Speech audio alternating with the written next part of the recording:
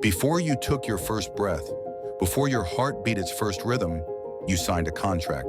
Not with ink on paper, but with the very fabric of existence itself. You think your life is happening to you. You think you're a victim of circumstance, a product of chance. But what if everything in your life was chosen by you before you ever arrived here?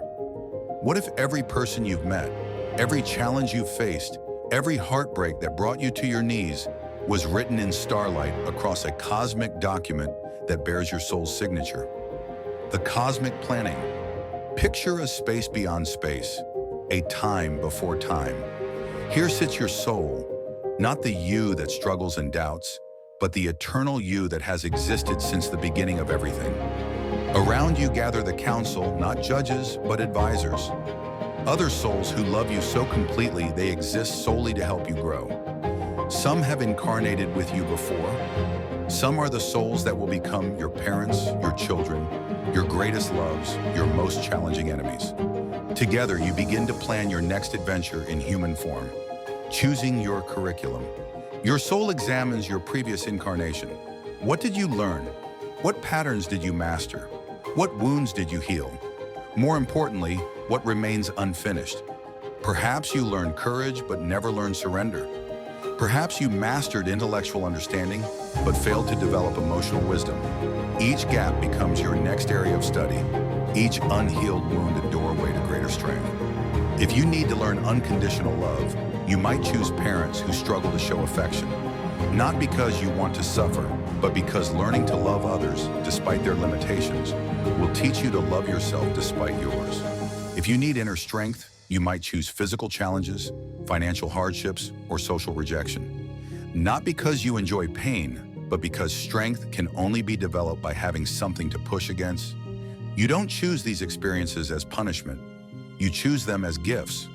You choose them because you're so committed to your evolution that you're willing to temporarily forget your power in order to rediscover it in a deeper way. Your sacred cast. Every significant person in your life has agreed to play a role in your evolution, and you have agreed to play a role in theirs. Your future spouse, your children, your best friend, your worst enemy, they're all there in the planning stages. Each soul reviewing their role, understanding their purpose, agreeing to help you learn what you came here to learn. Even the person who will break your heart has made an agreement with you.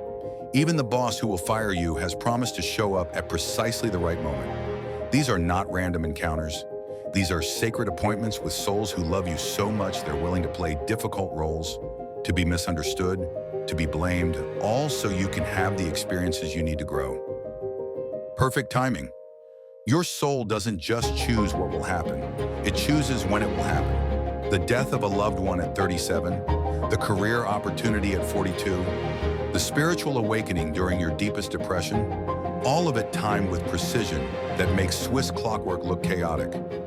Your soul understands that everything must happen at exactly the right moment for maximum growth. Too early and you won't be ready. Too late and the opportunity may be lost. There are no accidents. There are no coincidences. There is only perfect timing orchestrated by a consciousness that sees not just this lifetime, but the eternal journey of your soul. The memory wipe. But here's the most crucial part of the contract. You agree to forget that you signed it. Because how can you truly learn courage if you remember you're eternal? How can you develop compassion if you know everyone's pain is chosen for growth? The forgetting is not a cruel trick. It's the most essential clause in the contract. It's what makes the experience authentic. It's what transforms theoretical knowledge into lived wisdom. But the contract includes provisions for remembering, moments when the veil lifts, synchronicities that hint at larger patterns, dreams that feel more real than waking life. These are breadcrumbs left by your soul to help you find your way back to remembering who you really are and why you really came. Reading your contract. So how do you know what's in your soul's contract? Look at your life. Really look at it. Not with judgment or victimhood, but with the eyes of a soul who chose every detail for your highest good. What patterns keep repeating until you master them? What types of people keep showing up until you learn what they have to teach? Your challenges are not punishments, they are assignments. The people who trigger you most are often your greatest teachers. But also look at your gifts. What comes easily to you? What brings you joy? These are not random talents. These are tools you brought to fulfill your purpose. Your passions are not selfish desires. They are guidance systems pointing you toward your soul's mission. The sacred truth. Here's what changes everything. You are not a human being having a spiritual experience. You are a spiritual being having a human experience according to a contract you wrote, signed, and agreed to fulfill. Every person you meet is meeting you on purpose. Every experience you have is happening for a purpose. You are not lost. You are not forgotten. You are exactly where your soul planned for you to be, learning exactly what your soul wanted you to learn. The contract you signed before birth was written in starlight. It was written in love. It was written by the part of you that sees not just this lifetime, but the eternal journey of your consciousness. You signed a contract to forget you are divine so you could experience the joy of remembering. You agreed to feel separate so you could experience the ecstasy of reunion. You committed to feeling powerless so you could discover the infinite power that has always been yours. Welcome to your life.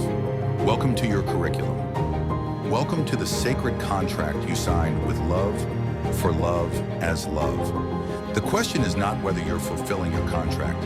The question is, are you ready to remember what you agreed to accomplish while you're here?